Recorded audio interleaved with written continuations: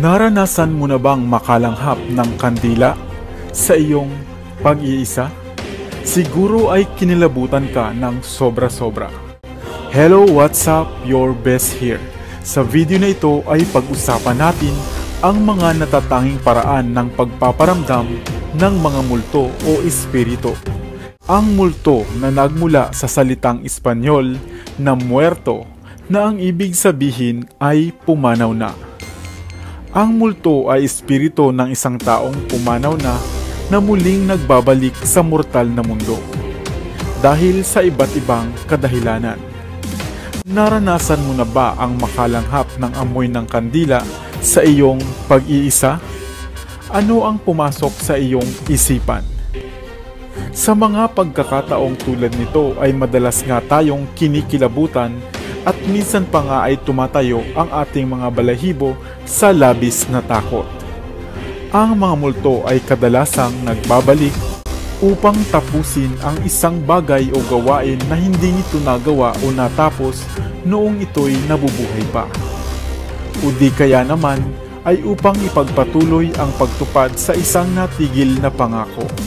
Sa ibang banda naman ay maaari ring upang maghiganti o humingi ng hustisya o maaari namang upang magpaalala na nakalimutan na sila ng kanilang mga kaanak na nabubuhay pa. Ayon sa ibang paniniwala ay nagnanais din sila na makabalik pang muli at mabuhay kasama ang kanilang mga minamahal.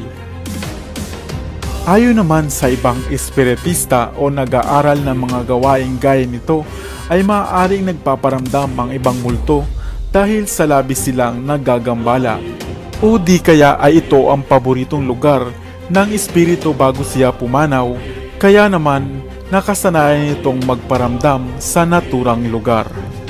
Ngunit papaano nga ba nagpaparamdam ang mga multo sa mga taong nabubuhay pa o mga naiwan nitong mahal sa buhay? Una, ang pagpapakita sa panaginip ay isang pamamaraan ng multo o pumanaw na upang makipag-usap sa kaniyang mga minamahal. Pangalawa, ay ang pagpaparamdam nito gamit ang mga kaluskos o kalabog o hindi kaya ay paggalaw ng mga gamit na paborito niyang gawin noong nabubuhay pa. Pangatlo ay ang halimuyak, scent o amoy. Ito ay maaaring amoy ng kandila, sigarilyo, pabango na madalas ay mga rosas o sampagita ang amoy. O kaya naman ay mga pabango na sila mismo ang personal na gumagamit noon. Ang pang-apat naman ay ang usok o anino na madalas ay nakikita ng mga taong malapit sa kanila. Madalas na tumatagal lamang ng ilang segundo o minuto ang mga pagpaparamdam ng multo. Subalit pawang distinct o mapagkakakilanlan din naman agad ng sinumang makakaranas nito. Kaya sa tuwing makakaranas nito ay maging kalmado lamang at huwag kalimutang magdasal upang lumakas ang inyong loob. O maaring isipin nyo rin na maaring nakalimutan nyo na ang isa sa inyong mga yumaong mahal sa buhay.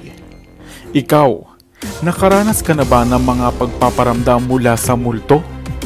O mga halimuyak mula sa yumao? Mga puno na pinamamahayan ng mga maligno? At mga hindi nakikitang elemento? Nais mo bang malaman? Hello, what's up? Your best here. Sa videong ito ay isa-isahin natin ang 6 na puno dito sa atin sa Pilipinas na kadalasang tinitirahan o pinamamahayan ng mga engkanto, maligno, duwende at iba pang mga kinatatakutang nilalang.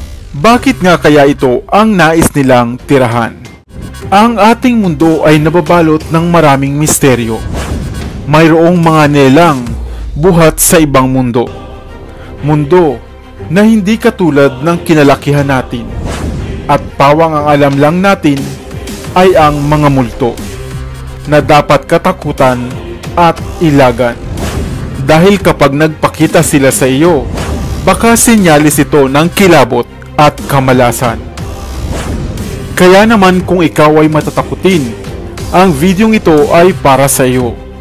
Gumawa tayo ng listahan ng mga puno na kadalasang pinaninirahan o tinatahanan ng mga maligno, upang sa susunod na makakita ka nito ay maiwasan mo na ito. Nangunguna sa ating listahan, talisay. Ang puno ng talisay o Indian almond tree ay isang malaking uri ng puno na kadalasang tumutubo malapit sa dalampasigan. Popular ang talisay sa mga bansa sa Asia, Africa at Australia.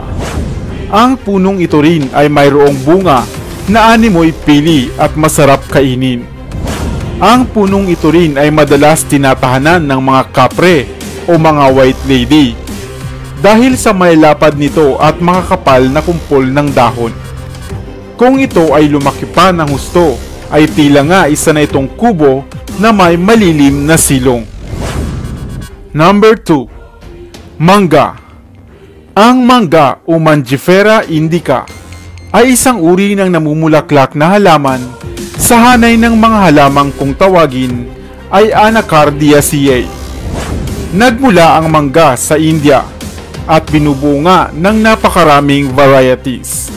Nariyan na nga ang Indian mango, apple mango, manggang kalabaw at marami pang iba. At maging ito rin ay tinatahanan ng ilang di nakikitang nilalang.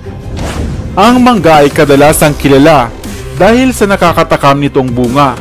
Subalit sa panahon na wala itong bunga ay kinatatakutan din ito. Dahil sa ang puno ng mangga, partikular na nga ang mga malaki at matatanda nitong puno ay nababalot ng mga kapal na dahon, ay perpekto nga itong pahingahan ng mga nilalang na gaya ng duwende o kapre. Number 3. Sampalok. Ang sampalok o tamarind tree ay popular din dito sa Pilipinas. Nagtataglay ito ng maasim at matamis na mahabang bunga na ginagamit nga sa kusina sa ilang popular na putahe. Subalit sa mga liblib na lugar, ang malaking puno ng sampalok ay kinatatakutan dahil animoy may mga nilalang na dito ay nananahan. Ang sampalok ay kilalang isa sa mga halaman o puno na kung saan ay paboritong tirahan nga ng mga ligaw na espiritu o maligno. Kaya nga, hindi maganda ang magtanim nito sa harap ng inyong bakuran. Number 4. Kawayan. Ang kawayan naman o bamboo, bagaman hindi isang uri ng puno, ay kilala ring tirahan ng mga maligno o duwende. Sapagkat ito ay kumakapal ang sakop at dumarami ang puno habang tumatagal. Mainam ito para sa mga ibang elemento dahil hindi sila magagambala dito sapagkat mangilan-ngilan lamang ang may mga malakas ang loob na magputol ng puno ng kawayan. Number 5. Acacia. Ang acacia o mimosa ay isang uri ng matataas at malalaking uri ng puno. Kadalasan itong tumutubo sa mga parang o ilang at maging sa mga kabundukan. Ang mga dahon ng acacia ay tumitiklop nga pagsapit ng dapit hapon. Kaya naman, napaka-misteryoso talaga ng punong ito. Maraming kwento na rin ang nagsasabi na sa punong ito raw ng acacia madalas na pagkikita ang mga kapre at sa mga malaki nitong sanga ito nakaupo. Kaya nga kung naranasan mo na ang mapadaan sa puno ng isang acacia, tiyak na titindig nga ang iyong balahibo at lalaki ang iyong ulo. Naranasan mo na rin ba ang ganito? I-share mo naman yan sa comment section sa ibaba. Number 6. Balete. Balete o ficus tree. Isang puno na popular dito sa atin sa Pilipinas pagdating sa katatakutan. Hindi na nga nakapagtataka na pinamamahayan o pinaninirahan ng mga maligno ang puno ng balete dahil sa natatangi nitong hitsura. Nagtataglay ito ng sala-salang ugat at mayayabong ng mga dahon. At isa nga sa mga paboritong puno ng mga engkanto o maligno.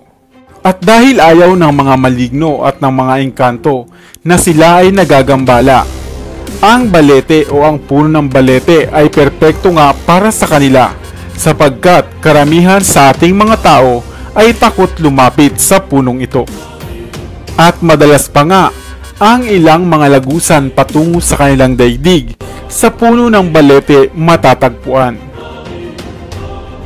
Kung may kakilala ka naman na napaglaruan ng mga engkanto at nawala, kung ito ay inyong matatagpuan pakalipas ng ilang oras o ng ilang araw, sa puno ng balete ito kadalasan. Ngayon, alam mo na ang 6 na puno na madalas gawing tahanan o tambayan ng mga hindi nakikitang nilalang. Lalapit ka pa ba sa mga punong ito? Sana ay may bago kang natutunan sa videong ito. Dito na sa Best TV, tayo ay matuto, utak mapuno ng bagong kaalaman. Dito na sa Best TV, tayo ay lumibot, lihim na mundo ay ating matuklasan. Dito yan sa Best TV, dito yan sa Best TV, dito yan sa Best TV.